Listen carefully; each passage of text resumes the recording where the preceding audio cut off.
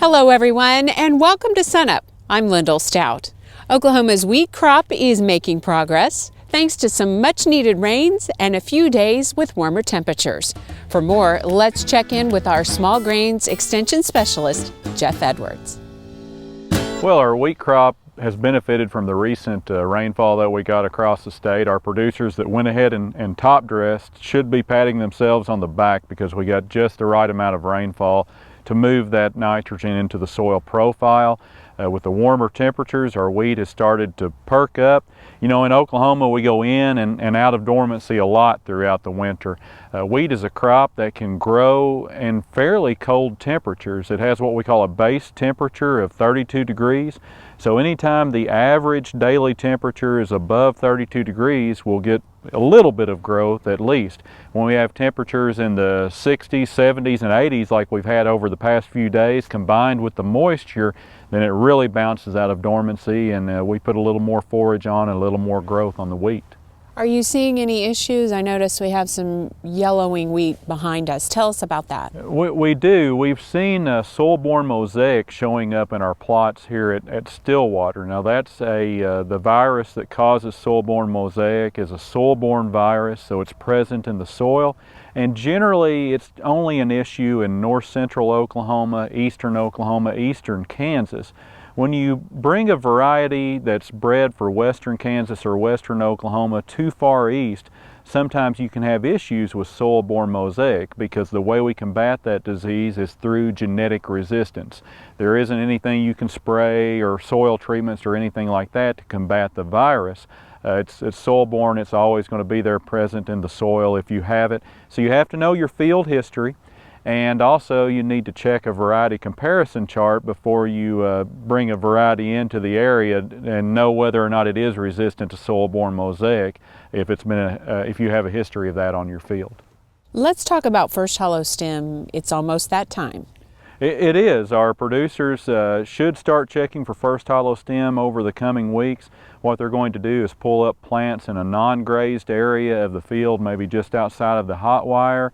They're going to split those plants open and look for 1.5 centimeters of hollow stem at the base of the plant. It's about the same as the diameter of a dime. So again, non-grazed area, you have to pull the plants up because at this time the growing point is still below the soil surface. Split the plants open, look for 1.5 centimeters of hollow stem. And if you have that, it's time to pull the cattle.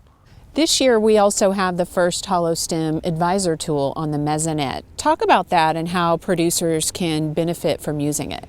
This is something that's new that's really going to help out our cattle producers in the state of Oklahoma because moving cattle off of wheat pasture, that's not something that you do overnight. It's something that takes a little bit of planning on the part of the producer. So we've had good methods of checking for first hollow stem in field, but we've needed a way to maybe predict where we're going to be over the coming weeks. And the first hollow stem advisor allows us to do that and actually project where first hollow stem is headed. And if producers see that we're headed towards hollow stem very rapidly, they can go ahead and start making plans to move those cattle off of wheat pasture.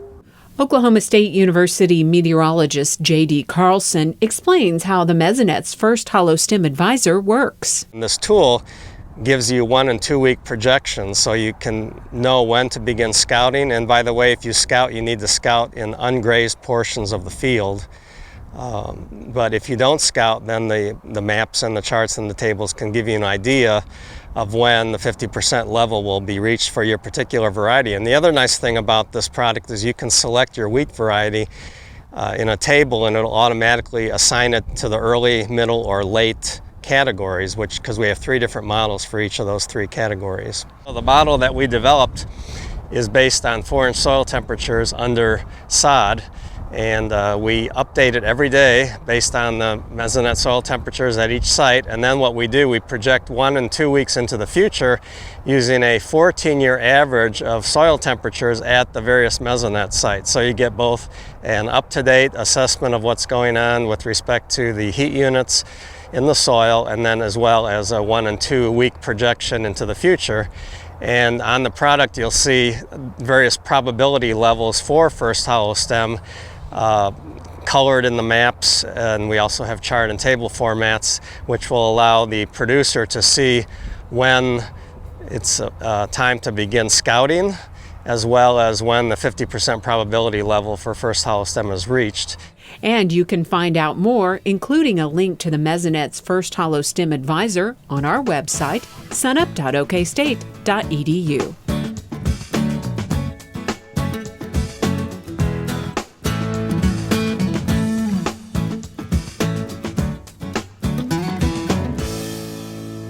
We want to talk more about moving cattle off wheat with Dave Lallman, our beef cattle extension specialist. And Dave, this is something producers shouldn't really do on a whim, moving those cows.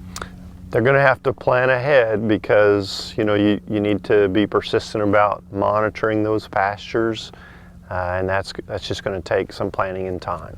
And if I'm relocating my cattle, what specifically should I keep in mind? Well, once you've made the decision to remove them from pasture, most of these cattle are going to go into a market channel right at that time, and they'll move on into a feed yard or some growing program somewhere else.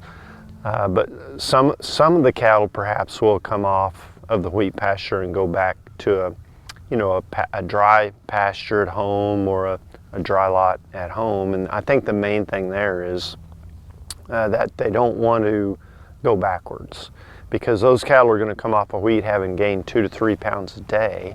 And if they've been out there for a long time, they may be a little bit on the fleshy side.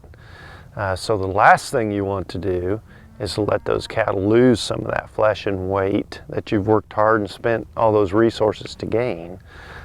So they do need, if they come off wheat, they probably do need to go to a dry roughage of some type to kind of get them dried up. But you don't want to stay there very long. They need to be built up, an energy type diet, more concentrate to get them growing again before they do go on into a market channel. And overall in Oklahoma, how has it been this season in terms of weight gain and other issues? Well, we don't have very many case studies yet to show how the gain has been, but it should be really good. It's been it's been cold at times, but it's been fairly dry. And usually when we have relatively dry conditions, cattle do well on wheat. So I'd say the biggest problem is that it's just ending too soon for some people who haven't received the rainfall recently. And why is Oklahoma in general a good place for dual purpose wheat in this process? Well, if you think about let's say a lot of cows being in the eastern part of the United States. The great thing about Oklahoma, and the feed yards are in Texas Panhandle, western Kansas, Nebraska, Oklahoma Panhandle. Well, cattle literally graze their way across Oklahoma on their way to those feed yards from the eastern part of the country, in eastern Oklahoma even. They can graze across Oklahoma in the wintertime on this green wheat forage that the rest of the country can't make cattle gain 2 to 3 pounds a day in the wintertime, but we can. And then of course, in the summertime, they can graze across Oklahoma on our Bermuda grass and our native grass pastures. And any other nutrition concerns during this process for cattle? Well, I think the main thing there is just if they are going to come off wheat and stay at home, so to speak, so they're managed by the same person or manager, they just need to make sure that they go to some sort of a dry type safe ration, and then pretty quickly start to increase the energy content of that diet so they'll keep gaining. Okay, thanks a lot. Some great things to think about. Dave Lallman, our beef cattle extension specialist.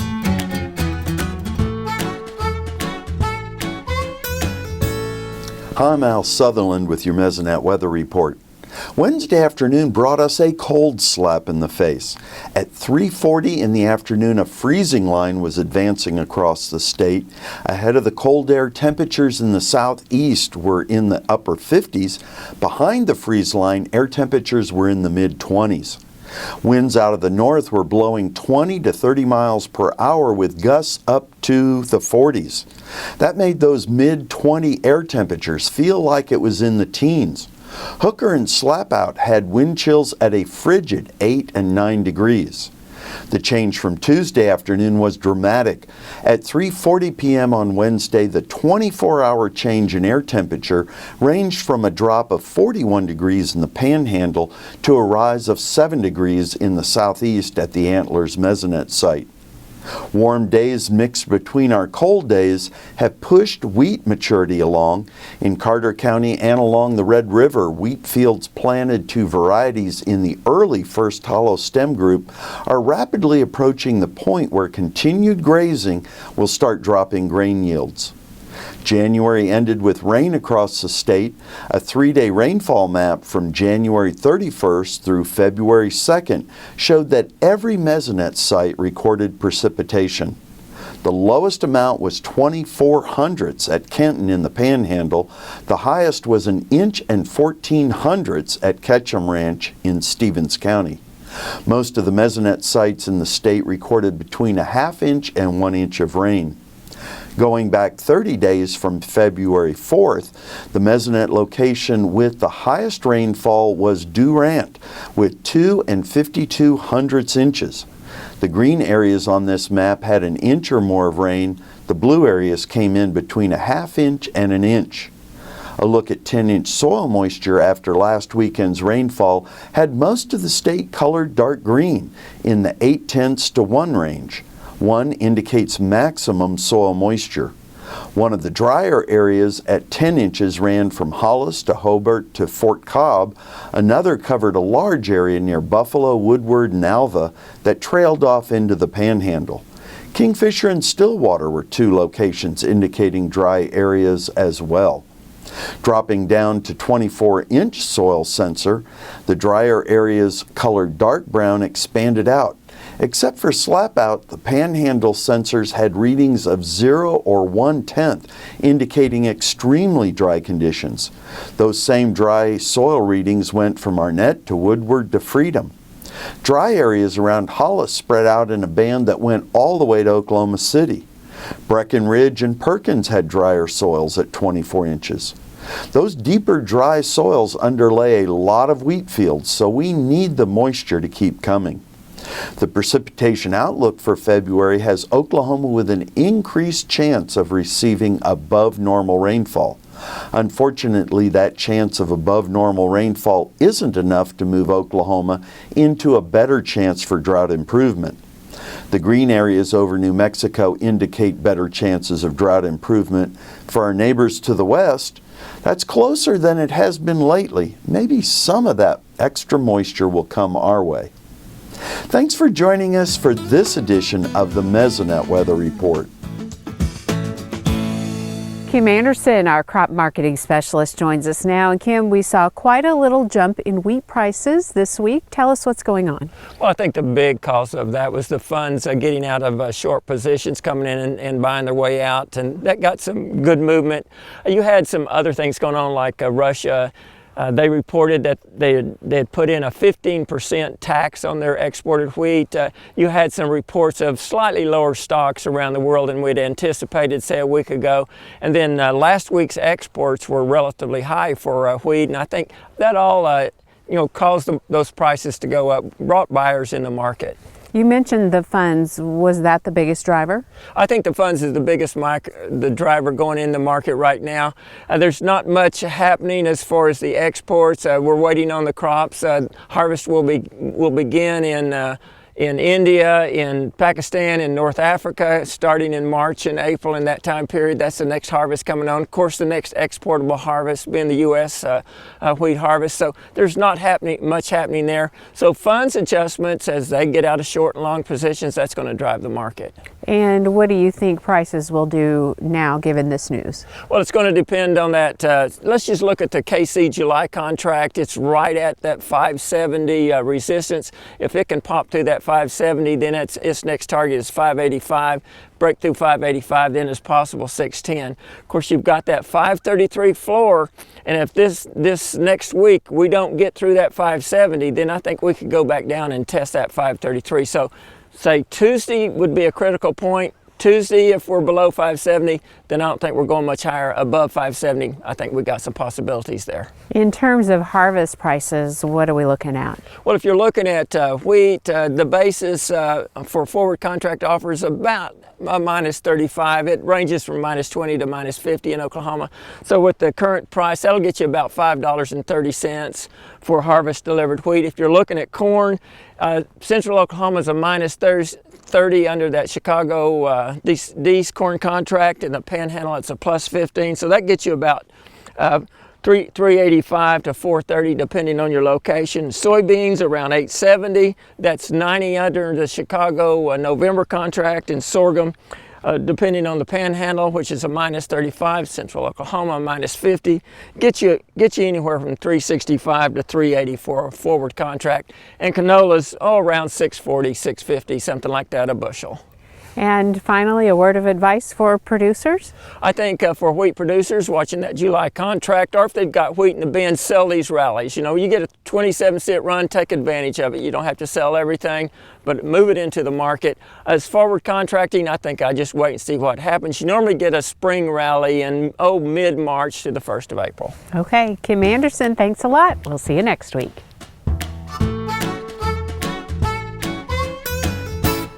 One of the challenges that we'll probably run into this calving season is that we'll examine a cow or a heifer and find that it's the back feet of that baby calf that's being delivered first rather than the head and the front feet, which we'd much prefer.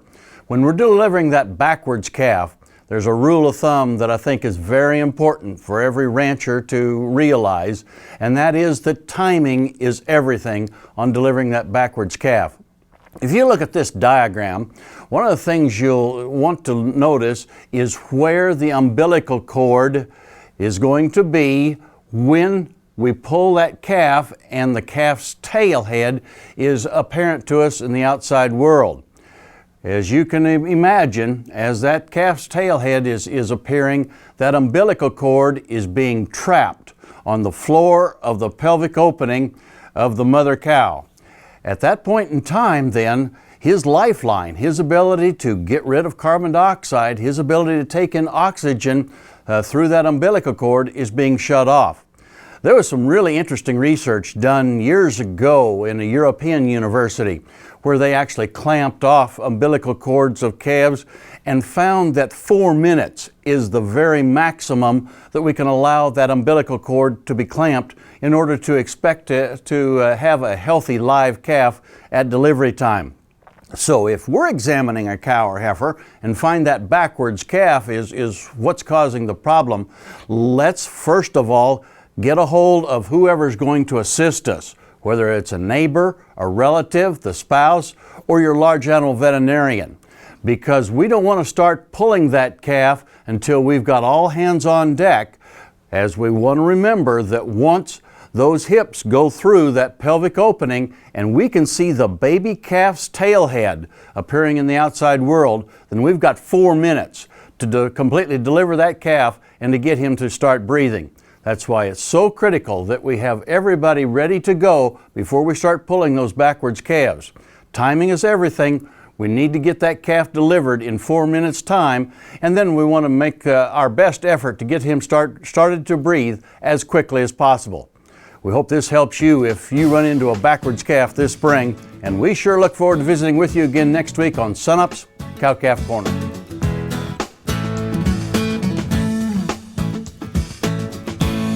We hear a lot these days about high fructose corn syrup And to help us sort out some of the questions, we're joined today by Nurhan Dunford, an oil and oilseed specialist here at the Food and Ag Products Center. And start off by telling us exactly what high fructose corn syrup really is. High fructose corn syrup is a sweetener. Actually, it's the main sweetener used in prepared or processed foods. And it contains about 24% water, and the remaining 76% consists of sugars. Food industry prefers high fructose corn syrup over table sugar because it adds to the volume, enhances flavor. But the most important thing is that high fructose corn syrup does not crystallize during food storage. Now, how exactly is it made? High fructose corn syrup is made from cornstarch. Starch in corn is converted to or broken down to glucose molecules. Corn syrup is further processed to convert some of the glucose to fructose. Again, the goal is to increase the sweetness of the syrup, and the end product is high fructose corn syrup. What are the health effects of high fructose corn syrup? I mean, we do hear about it a lot, and we're obviously get advice to cut back sugar these days. So it's important to be informed of what some of the health effects are. So there are some claims that a high dose of fructose consumption may lead to obesity and chronic diseases such as heart disease, cardiovascular heart disease, or diabetes. But some scientists argue that most of these claims are based on the animal studies that use very high dose of fructose. The doses are much higher than the humans use on a daily basis. And the adverse effects of fructose on chronic diseases have not been proven in clinical studies. So because of these conflicting arguments, today, the American Heart Association does not make any differentiation as to type of sugar. Okay, Nurhan Dunford, thank you very much. Good information about high fructose corn syrup today. For those of you growing canola or thinking about it, you may want to mark your calendars for the upcoming Canola College. The event is Thursday, February 19th in Enid. Registration begins at 8 and the sessions last throughout the day. In addition to growers, Canola College is open to everyone, including those in insurance, government, and canola service and product providers. Topics include basic and advanced production practices, soil fertility and health, the business side of canola, as well as pest management and weed, insect, and disease identification and control.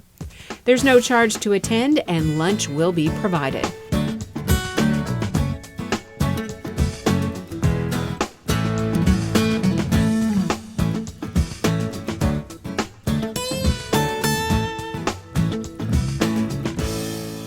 A lot of people have concerns about the recent wildfires that we've had here in Oklahoma and what that's going to mean to the plant community, and if there's going to be a response or if they need to come in and replant that area. If we're talking about a native plant community, in almost every circumstance, replanting is not necessary. These plants are adapted to fire, even extreme wildfire. And as you can see on the site that we're at here today, this is 2 years post-fire, and this fire was really extreme. It was under hot conditions, very dry, fairly low humidity. It was tremendous amounts of red cedar on this site and very little herbaceous or grass and forb understory. But once all those cedars were consumed, the site was essentially ash and bare ground. There was no ground cover whatsoever. And we've been through 2 very bad drought years since that fire. And even under those drought conditions, you can see that there's been a tremendous herbaceous response. There's a lot of broadleaf forbs on this site, but it's starting to return to a grass-dominated site, mostly little bluestem. What we found is that even under extreme wildfire conditions, it's very difficult to kill native grasses. This is whether it's summer or dormant season, see a rapid response once precipitation comes back to these sites. And in the interim, this has been a really good wildlife area. We've had a lot of use of northern bobwhite, white-tailed deer, wild turkey, and mourning dove. And as this site progresses, it's going to start to transition back to a shrub and grass-dominated site, and there'll be other wildlife that use it. But in general, when you have wildfire conditions, you know, the tendency is to think about what you need to do to rehabilitate that site. But in almost every circumstance, all you need is a little time and rain.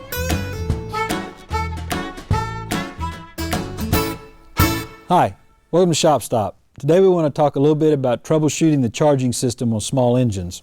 So what we're going to do is show you a simple way to check them out.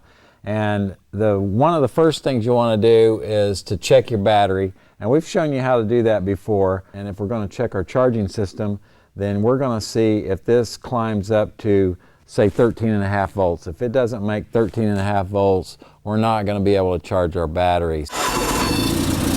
Give it a little throttle. You saw us start the unit up, and you saw that it started fine, and the voltage came back up a little bit. We started out like 14.4 or something, and we dropped down, and then it came, and we brought the throttle up. You could see that we weren't gaining any more voltage, and so we need to have 13.5 volts to charge that battery. So if the alternator is not functioning correctly, it's not going to be putting the amperage back into the battery that's going to allow us to keep running over time. And so we'll gradually, it may start, but the battery now is powering the whole system, and it will gradually draw the battery down until the next time it won't start. So now he needs to dig into the alternator and see what the problem is there, and either replace it or find out what components are bad in it. So that's just a little tip for troubleshooting the charging system on small engine type systems. We'll see you next week on Shop Stop.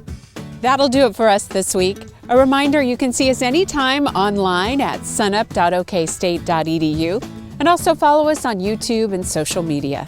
I'm Lyndall Stout. Have a great week, and we'll see you next time at SUNUP.